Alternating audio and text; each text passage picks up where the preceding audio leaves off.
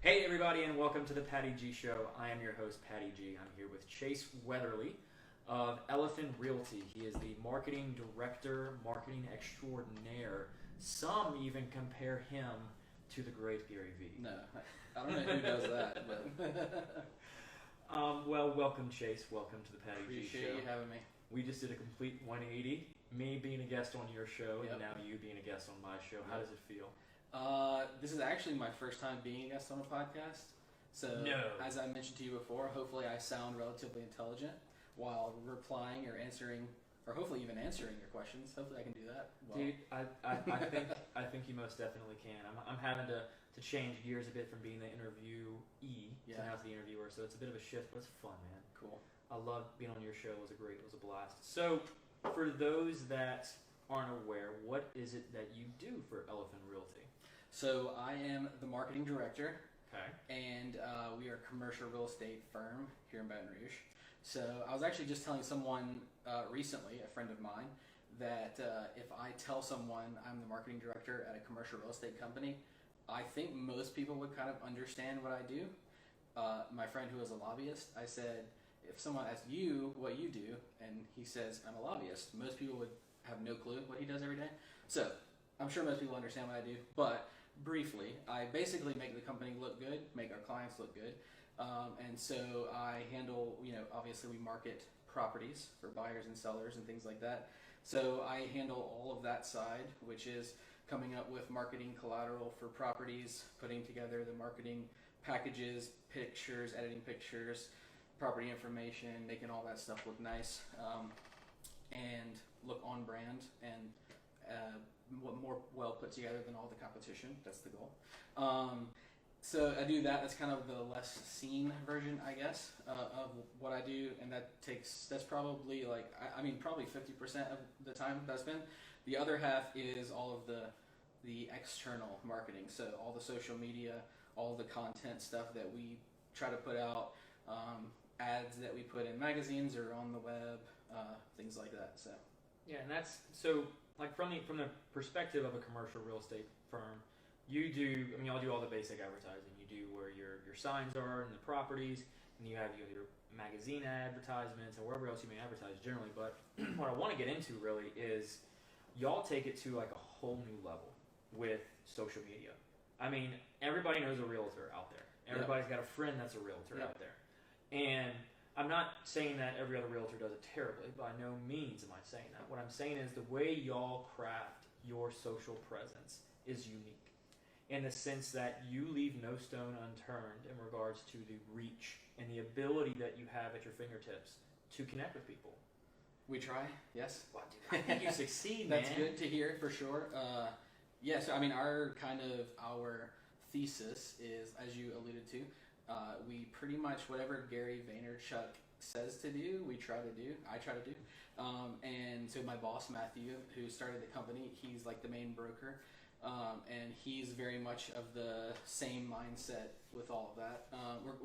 We're the same age, and I had a marketing business. He's obviously a business owner. So we kind of understand what Gary Vee is like saying and kind of the reasons that he says to do the things that he says to do. So it's good to hear you say that, because I think, from my opinion, we, of course, with any business, you want to set yourself apart from the competition to be the obvious choice for clients. And so I think that's one area that we try to do our best to take advantage of is social media presence, because for the most part, not many commercial real estate companies, there's a lot, and especially residential real estate agents, there's a lot of those who do that really well and have really great social media presence, but we do try to set ourselves apart with that in commercial real estate. So, yes, thanks. I love it. I think we have the inquiring minds. So, y'all know that the red button? Yeah. Oh, there was a red button not pressed. Red button was not pressed. Oh, it was not pressed. So all this is still great. Right. Let's pick up at the. We can just hit record. At the tone. At the Welcome to Patty G Show. And we do that? can I'm just so grab sorry. the audio from that if Yeah, you're okay we're with fine, that. we're fine. We're gonna roll with it. Okay. But I'll do a little. We'll do it at the end once it's over. We'll pre-record that. Sorry about that. No, dude, you're all good. So guys, we're rolling on the fly. All right. Love it. So what you hear is what everybody else is gonna hear because we lost the first 15 minutes, 10 minutes, Wasn't that long? 5 minutes, Yeah. 2 minutes. Oh, we're fine. I'm not even worried. So following with that, not the technical glitch, but bouncing back towards the marketing and you saying how you're able to see that you're glad to see that people are picking up on what you're doing, which I mean you are. And I don't know if you've combed through the Gary Vaynerchuk 300 slide deck. Yeah. So you probably it's like your Bible, I'm sure. Of course, yeah. And Actually, so there's 2 decks, and they both are the Bible. Yeah. I did not know the second deck came out. Well, you might. Which deck have you seen? The 300. So there was one before that. It was like 50 though. It was there was a 70-page one a couple Okay. years ago. Yeah. So I've seen both of those. Okay. So for those that aren't aware, Matthew Billboard, who's owns Elephant Realty, was actually on a previous show, the Patty G show. I think he was episode 10 or 11. I'm not sure. But go back and check it out. You can hear a lot more about how Elephant got started because we're going to talk about what they're marketing with. And with that, you're going on and y'all aren't doing your basic. Here's your property. Here's its value. Here's what it's listed for. Mm-hmm. Y'all are like creating content. Y'all are talking about the industry, the trends y'all are seeing. I mean, you've had people going to the business report talking about what is happening during COVID. Yeah. How is it impacting the commercial real estate? How is it impacting the residential real estate? How is it impacting people leasing? And what kind of how do you manage that as a marketing director? All these different facets. So it's a lot. I'll just preface with saying everything that I'm doing, I always feel like I'm not doing enough. So I don't. So I feel like if I start talking about stuff, somebody might look at what we're doing online and say, oh, they're not doing this. I would love to do everything. So we're doing it. We're getting after it. But yeah, I mean, so really, what we want to do, what we kind of think is going to be most effective for us to give our clients the best service, is to put them in front of the most people. And that sounds pretty relatively simple. But and one of the big theses that Gary Vee, I'll probably say his name 50 times, but that's okay. One of his big things is you got to go where the people are. And so, yes, being in the business report is great because there's a lot of business people and corporate professionals in Baton Rouge that read the business report, and those are typically the kind of people who are, buying and selling commercial real estate. But then there's also, most people nowadays are on social media more so than they are watching TV or reading, a magazine or especially the newspaper. So we're basically trying to go where the people are. So that really means trying to put ourselves out there as much as possible and post as much as possible. Another thesis is post 100 pieces of content a day. Yes. Which where y'all at with that, Rob? We're not 100 pieces. Okay. We're not 100 pieces. But so I do keep metrics like on what we're doing. And we do about like 120 pieces of content a week. Okay. And the main platforms that we're kind of operating on are YouTube, Facebook, Instagram, LinkedIn, and Twitter. And we do have a couple TikTok videos, more so just for testing and having some fun. Right. But yeah, I mean, so that's kind of the main thing is we're trying to put our clients and as a proxy to putting our clients out there, we're trying to put ourselves out there as much as possible. And that kind of comes down to just, number one, talking about what we know and putting it out there. Because especially commercial real estate, I feel like before I got into commercial real estate, it was very opaque. It's very kind of, a lot of people don't think about it. But there's a lot of interesting things that happen. Literally every business that you go to, movie theater, restaurant, that's all commercial real estate. And so it's kind of one of those things that people don't think that they're interested in or is interesting until they hear about it. So that's one of the things we try to do is like engage people and quote normal people who aren't in commercial real estate through Instagram and Facebook and put out stuff that we know, and then also try to set ourselves up as industry leaders because we have a lot of experience and knowledge on the things that we're dealing with every day. And so, but it's kind of there's kind of two thoughts on this, and I go back and forth between these two thoughts. But one is putting yourself out there and telling people how great you are. The other is doing a good job and letting other people tell other people how great you are, testimonials and things like that. And we want to do both of those things. Right. So so that's kind of the summary of what we're trying to do with the social media, or with the social media specifically. And then what you asked about just like managing that as a marketing director, it's a lot, and I always want to do more, but really I've kind of come to realize that try to spend more time putting work out there than coming up with work to put out there, if that makes sense. Like documenting rather than creating type thing. And Gary preaches it all the time. Yeah. He preaches, document over create. Right. So that's one thing I've learned doing, kind of being in this realm for the past over a year and a half, about a year and a half now almost, is kind of just trying to do that and just put it out there. So I don't know, hopefully that answers what you asked. Yeah, dude, that was spot on, because I want to go into now that you have a lot of people. I mean, a lot of people in Elephant they go on various shows. They go on various podcasts. Mm-hmm. Not late night TV shows or anything. But I mean, sure, Matthew, he'd be great at late night TV show. Maybe we should try it. We really should, man. I mean, you got a perfect studio for it. That's true. But so you have all these people that are going out and talking to other people on their shows, or bringing on other people to talk about stuff. Is that kind of, for somebody who's trying to run a business, they may see that as taking away from really making cold calls. Yeah. So how do you? I know Matthew is great at all this stuff because he knows the value of it. But for somebody that's out there who is a marketing director at another company, where their boss or somebody just is like, why?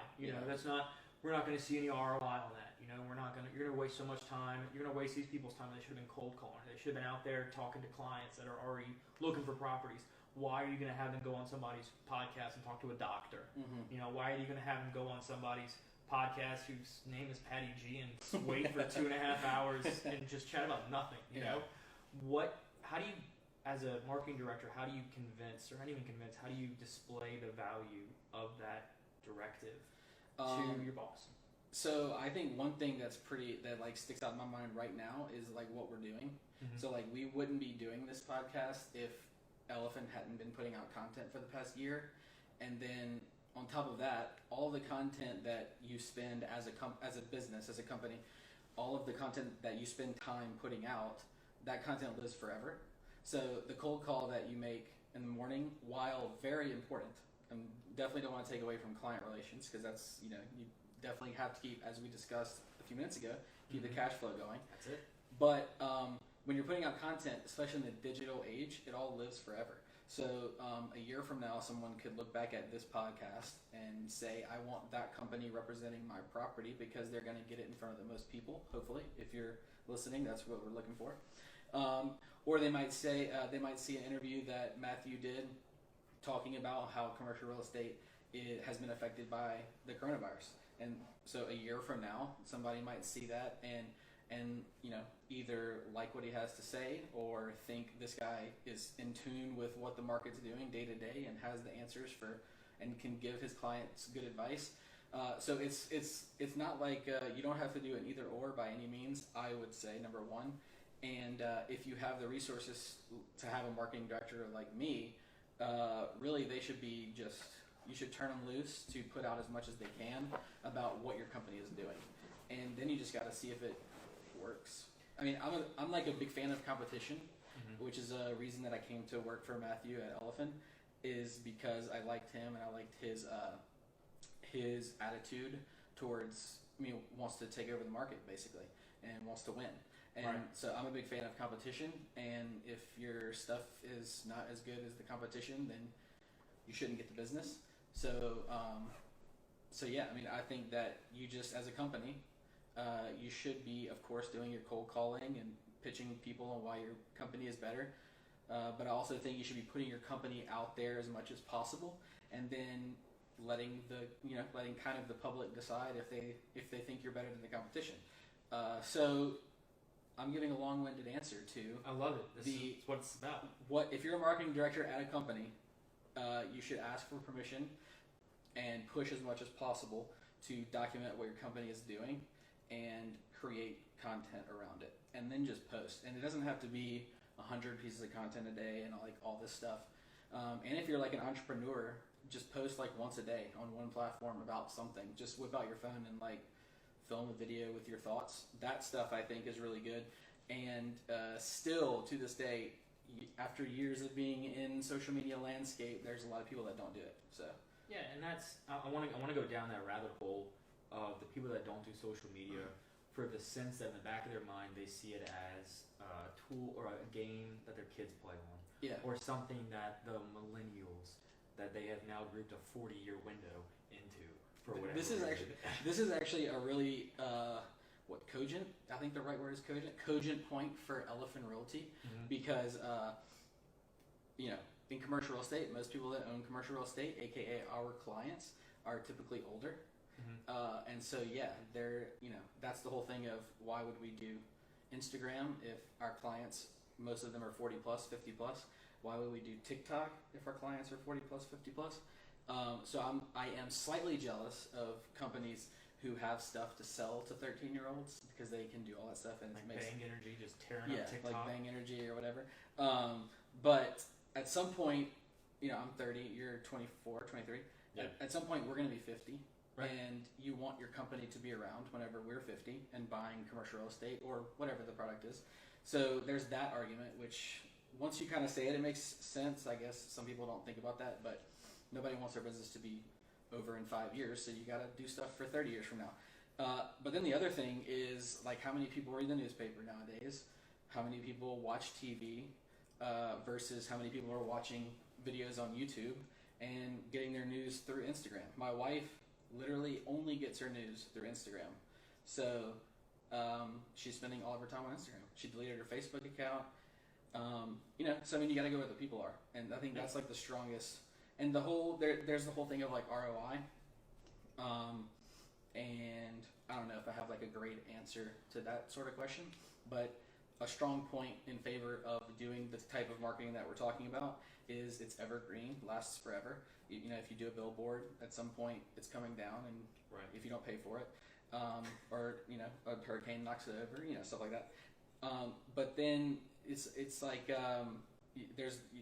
you can't really look at, if I spend $1 and I don't make $2, it's a waste of money, because there's so many avenues of putting your brand out there to where it will pay off, $1 to $100, maybe 3 years from now, 4 years from now, or something like that. So it's kind of a put it out there and see what happens game, rather than let's budget $100 and see if we can make $500 next month, if that makes sense. No, it makes perfect sense. So if you have, as a business owner, the resources to do that, or you just have the let's see what happens attitude, I think you're going to win on both of those fronts. So yeah, no, 100%.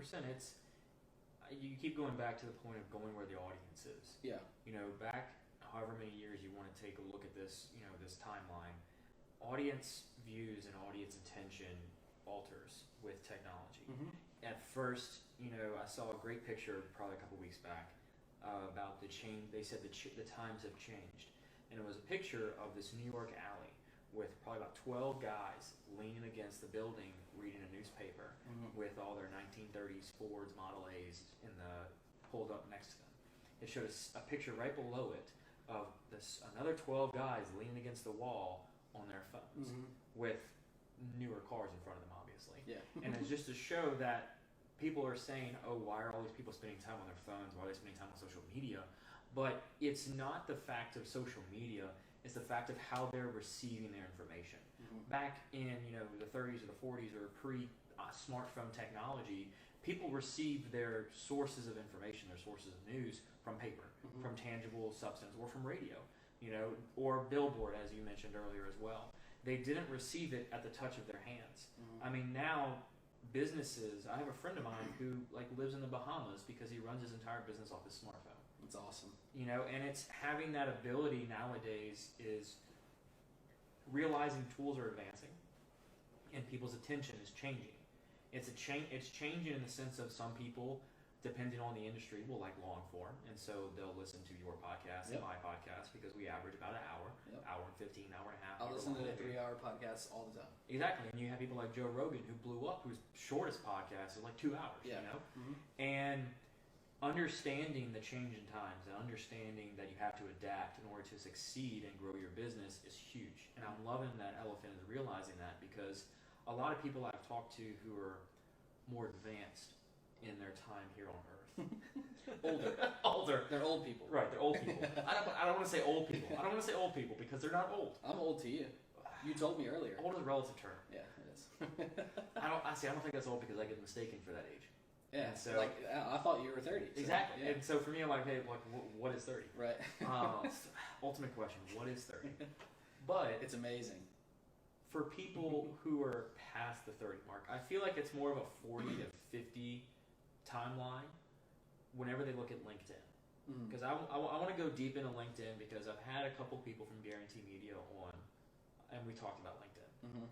Like couple. I think I've listened Couple, to those. actually, yes, two. Jada Cody and Brian Haldane. Yep, I've listened to both. They both came on, and Brian, he was so turned off of LinkedIn. Yeah. So turned off. I'm like, dude, why are you turned off on LinkedIn? And he said, because I already have a job. Mm-hmm. What do I need to go? I'm like, all right, you're missing the point of LinkedIn. Mm-hmm. You're missing the point. And Jay and I didn't get into much of it because we were just having wine and having a good time. Mm-hmm. And then Franz from the Go Rouge show also came on, and we were talking about LinkedIn and social media. And for him, it was more around the conversation of when to hire somebody like you. Mm. When to, as the business owner, do we let go of the reins and say, no, bring on somebody like Chase and have him run my social media? I can actually say something about that because, the backstory is not super necessary, but we're going to get to the backstory. Okay. We're gonna get to your pre-marketing business prior to coming. So December 2018, I started Elephant. Okay. And Matthew started Elephant a couple years before that, and so he had been doing like most of the posting, marketing stuff, and then he had some people assist and do some things for him. One really great person in particular, who goes unnamed at the moment, but she knows who she is. She's cool. You're out there, reach out to me. I want to talk to you. You know her. I do. Yeah. Has she been on the show? No. Okay. But I don't know, calling people out on the podcast. I'll do it. No, but that's fine. anyway, so I started, and I guess the short version is props to Matthew, but just a couple months in, basically he was totally hands off of like what was happening. So like business owner hires some person that he doesn't know before starting, and then a couple months in is basically like do it.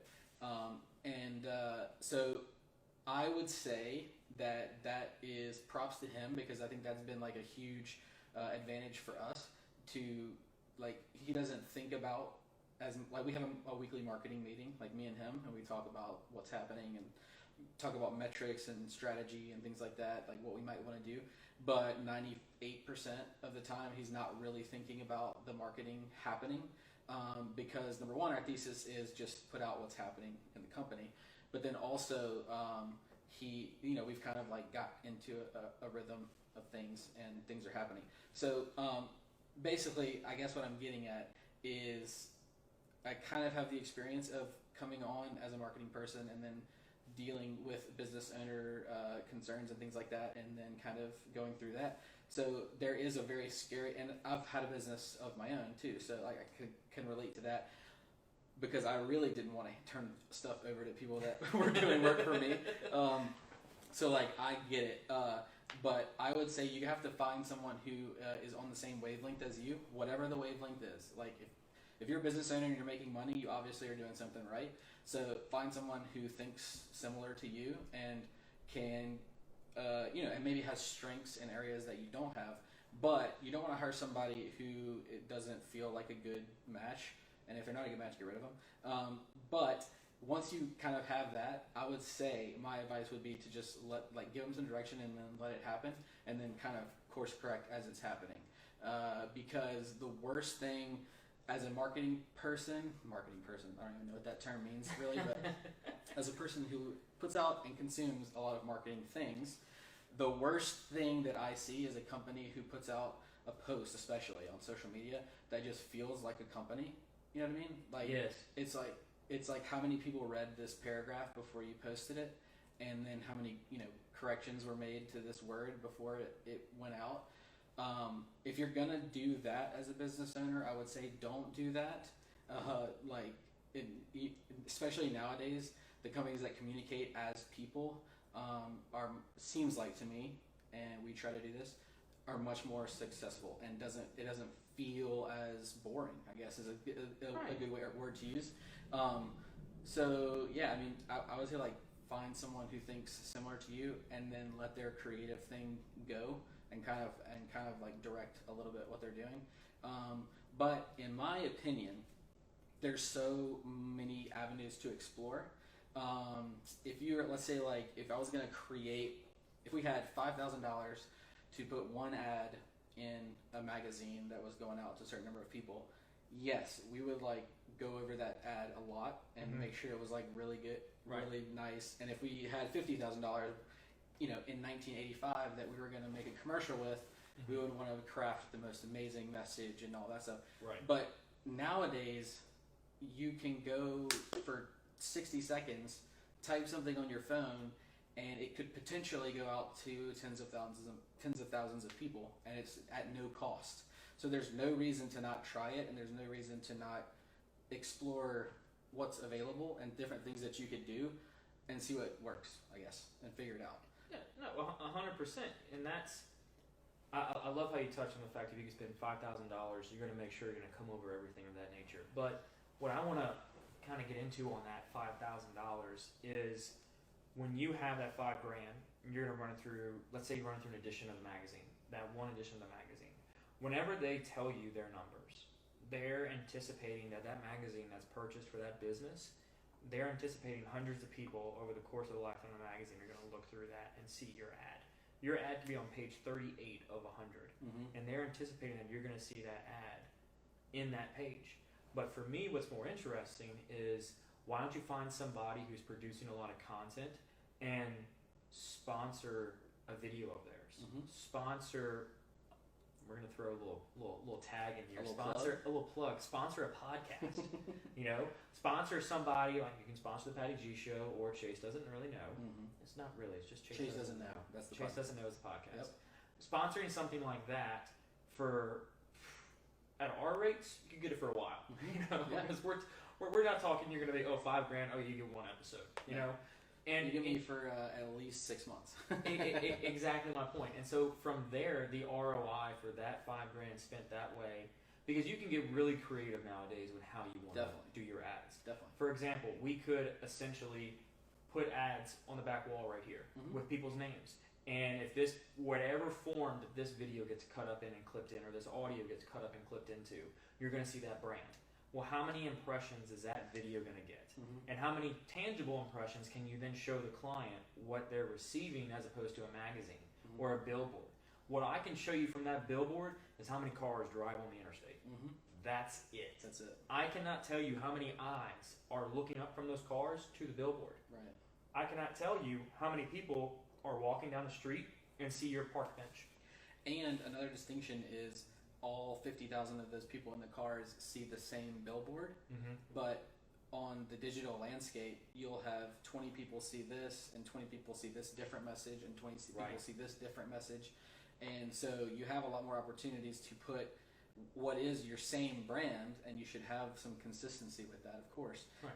But we're talking about different stuff every day, and so different people are going to see different messages at different times, all for free. And that could potentially lead. I mean, we have a lot of people say, do you actually get business from your social media stuff that you do, that Elephant does? And we put out this weekly newsletter for email, but we collect information on the market and publish it and send it out to whoever wants it. We've gotten significant business from that. Yeah. We've gotten significant business from a connection made on LinkedIn. I saw that. We've had me and one of our agents showed up at a large event in Vegas, and a president of another company knew who he was just from a LinkedIn video that he saw. He's like, "Oh, I saw your LinkedIn video," and we didn't know his name, but he was the president of a massive company. So it's that's the ROI, I guess. It's not going to show up on a spreadsheet, Right. Which, of course, as a business owner, that's something that you have to take. That's something you have to take by faith, I guess. Like we're just going to put it out there and see if it works, and that's always scary. But I think if you put it out there, it's going to work one way or the other. Right, and especially going to like for Matthew, he reads the email update that y'all go through. The pulse. The pulse. That to me is incredible because I'm like, yeah, I could read that, but having Matthew give his take. Yeah. And having that personal flair, like you said before, having the company have that personal brand, that personal image that people can see and listen and be like, I relate to him. Yeah, because if you see some 14-page PDF report on Facebook, who's gonna read that? No one's gonna read it. But if Matthew's up there with the screen share and walks you through it, it's much more engaging for people. And another point about just like the whole time investment thing that you mentioned earlier. We set a thing up on Matthew's computer that he clicks a button to open the program, clicks a button to record. He talks for 5 minutes and then clicks close, and it automatically saves to Dropbox, and then I take it and publish it everywhere. So business owner spends, he's going to look at that anyway and like look at all the deals and everything. So why not record himself doing it and then put it out there, and potentially get another 1,000 impressions or 10,000 impressions or 2 impressions. But the biggest point, the biggest the biggest con, I guess, that most people would say, why should I spend time doing this is I don't want to take away from me running my business, or I don't want to take away from talking to clients. Actually, a little quick note, one thing I really would love to do with Elephant that we've done some, and this is a little bit of a candid disclosure here, but ooh, you're getting a little sneak peek over here, guys. One thing that would be great for us to do, I think, is to do a little more documenting of actual client relations and stuff. To do a little more documenting of the actual conversations we're having with clients, and there's a lot of confidentiality and things like that we won't even get into, but we both can relate to confidentiality, of course, with our clients. You definitely can. But I feel like that is potentially something that people would be interested in.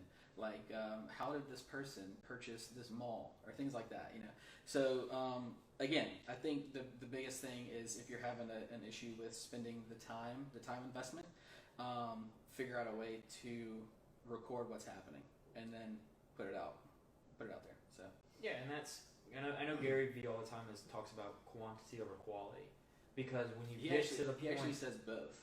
Right. Well, he says when you get to the point of high quantity, the quality catches up. So it's the fact that if you never post, you're never going to see what quality is. Yeah. But if you are constantly posting, you're constantly putting your message out there, you know what quality is. So your quantity is going to exceed you initially, but eventually that quality is going to catch up, and then you're going to be level. Go ahead, sorry. And then you would put out like 100 pieces of content a day that are just blowing people away. Yeah, and this is another thing too. Like because I saw him say something about that, and then I had the thought, like, what is quality?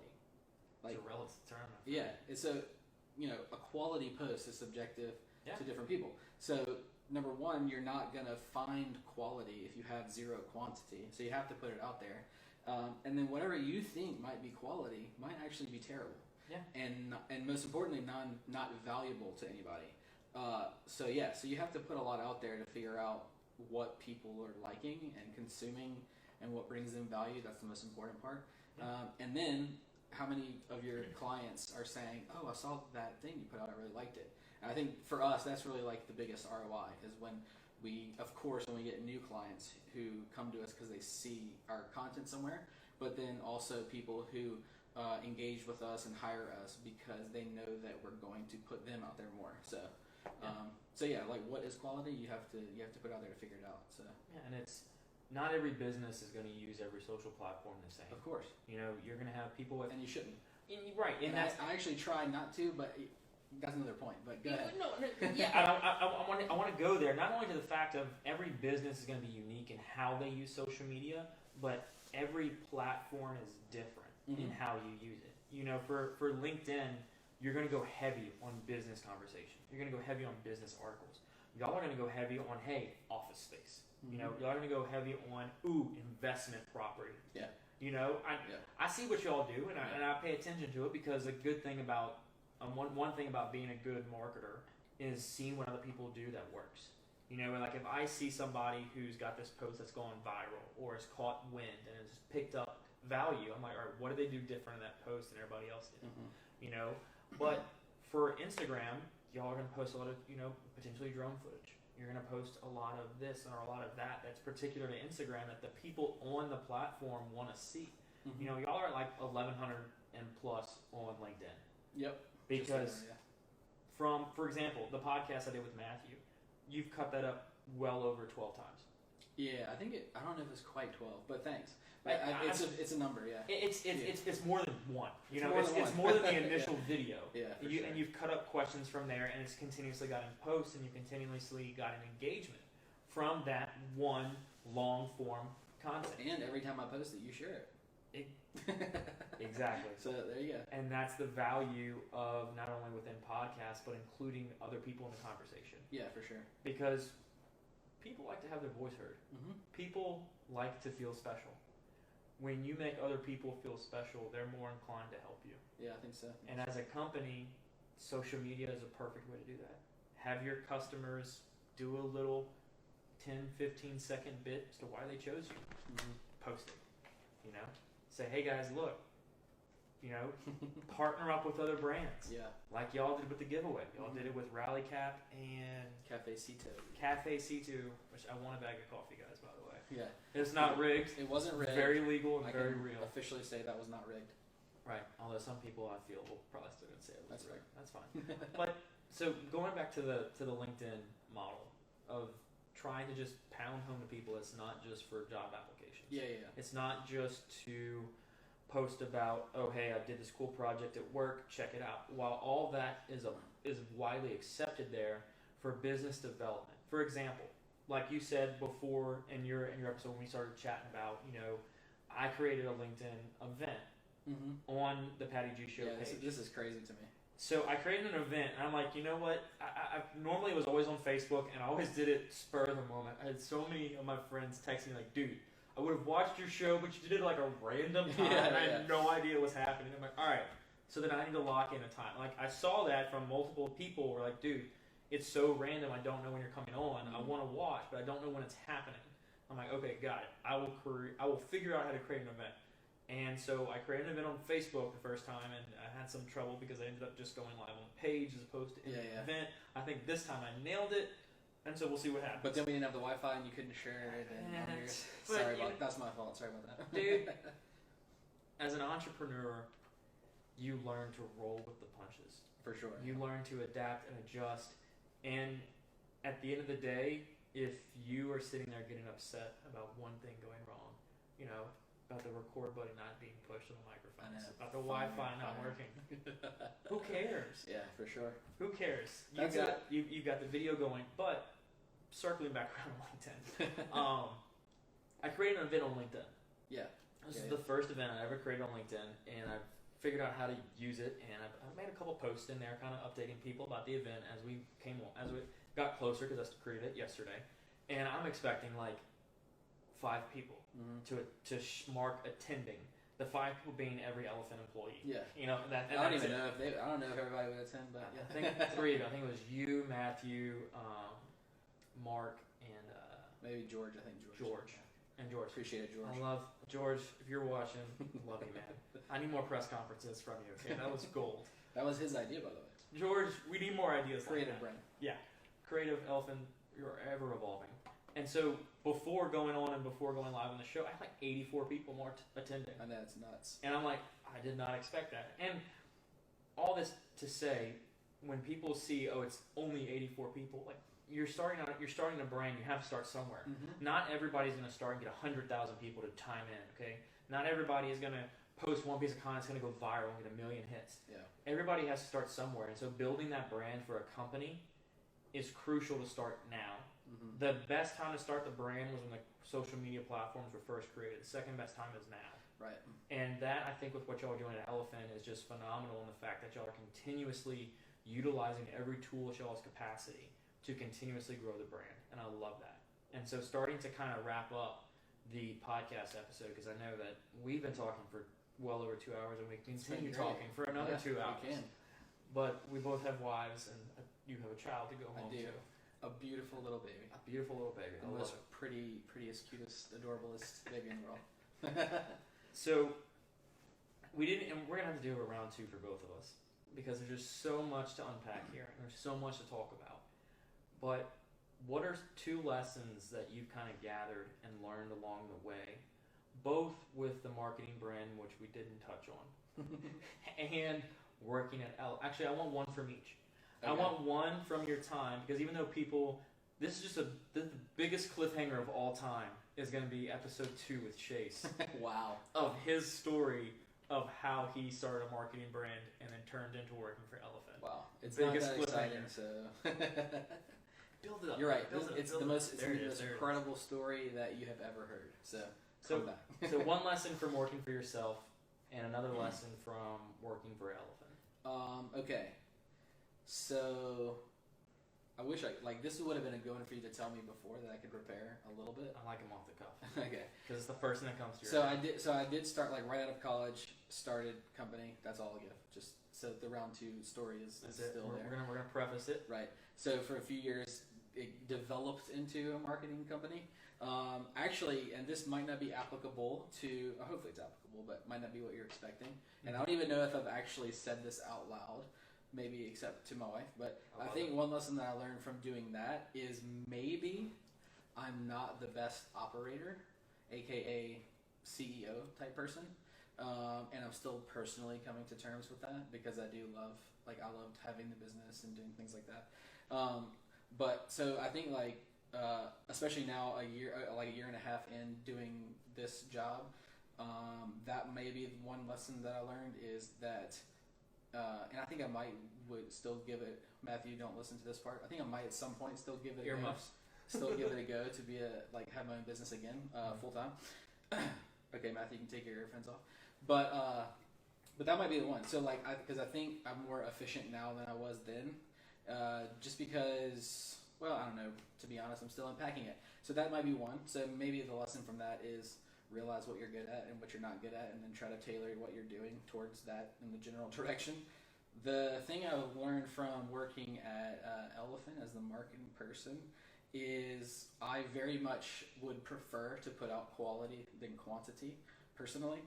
And I, for some reason, hopefully a lot of people feel this way, because I think maybe some people will. But I see people posting things, because I'm consuming a good bit too, trying to see what's happening. But always feel like, oh man, that person's crushing, and this person's doing this great thing, and oh, that's a great idea. Why didn't I come up with that idea? So, kind of that whole general thinking process has made me, and really me wanting to come up with new and creative ideas and putting out something that's really amazing, rather than doing something that maybe more so needs to be done, if that makes sense. But I think I've and I'm still kind of trying to mold myself in that direction of concerning myself less with doing perfection and just putting stuff out there. Because a couple reasons that I've learned is you really don't have time to perfect stuff, and nothing's ever going to be perfect. And your idea is always going to be trumped by someone else's idea. But your job is to then try to trump their idea with your next idea. So it's I kind of have noticed myself in this job over the past year and a half wanting to arrive at some location professionally or with what we're doing. But I realize that it's never going to happen. It's a constant thing. And so I'm really liking it, obviously. But I think that's one thing that I've learned is to really just try to keep going, keep improving and doing better, but not think too much about being perfect, I guess. So hopefully those were 2 That's perfect, man. good answers to the question. That's perfect. You were wrapping up with understanding yourself and realizing that nothing can ever really be perfect. Yeah, I think that's very true. I'm learning it more, but for sure. I love it. I think done is better than perfect, like Sheryl Sandberg said. Done better than perfect. Yes. So, what is it about Baton Rouge that? What is something you like about Baton Rouge? I was hoping you wouldn't ask me this. No, I'm kidding. I've lived here my whole All right, life. moving on. I've lived slightly outside of Baton Rouge my whole life. Okay. So I lived in Zachary for like the first part of my life, and then my family moved to Central, and then me and my wife have lived out in Denham, but we're trying to move into BR. I think I like Baton Rouge, besides the obvious stuff like football, and it's my hometown and stuff like that. But something that I've actually noticed being in commercial real estate for the past year and a half, or in the industry, is like they're actual, like a lot of people say the cliche, there's so much opportunity here, and Baton Rouge has so much potential, but like I actually believe that now. Like I think it actually does have a lot of potential, and I think that it could be. I think it's a great city, but I think it could be a city that everyone in the U.S. knows, because you go to like a northern state, and actually this is kind of funny. A quick story. Sorry. Hit it. But everybody that I meet outside of Louisiana, if I tell them, and I've done a few trade shows and stuff in the past, if I tell them I'm from Baton Rouge, literally every person says, "Oh, Baton Rouge," but that's all they know about it.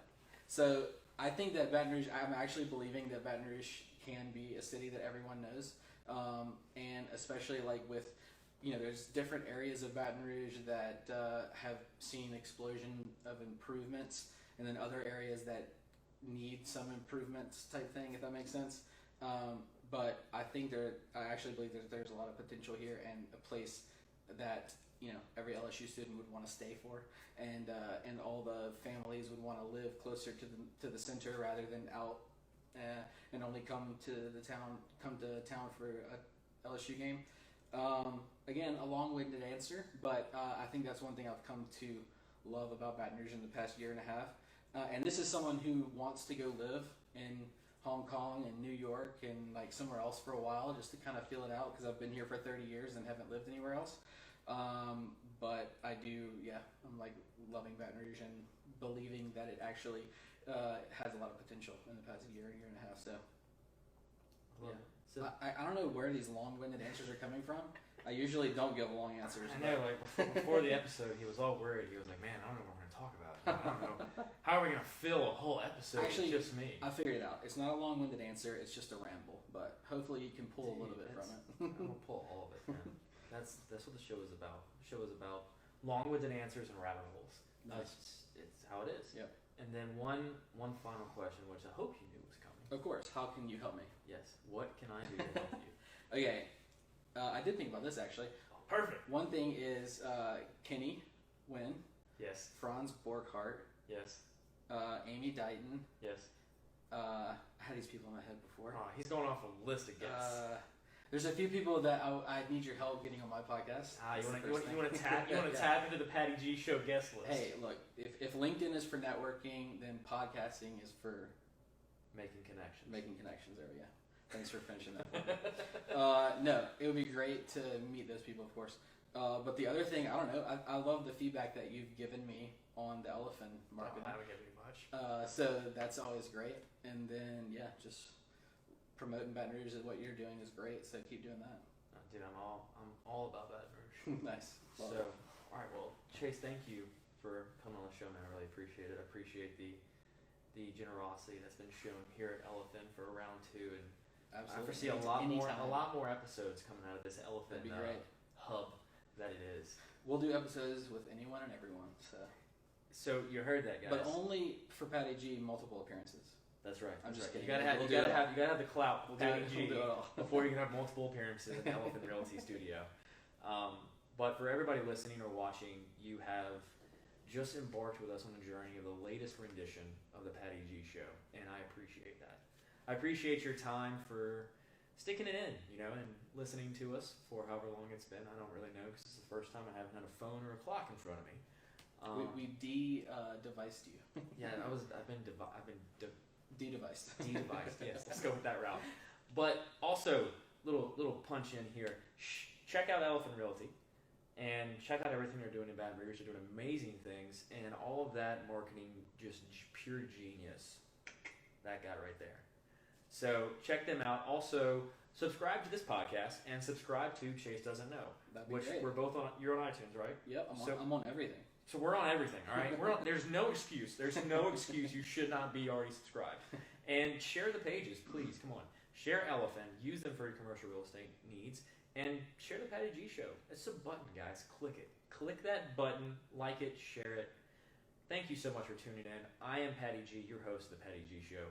We are signing out with Chase Weatherly from Elephant Realty. Thanks.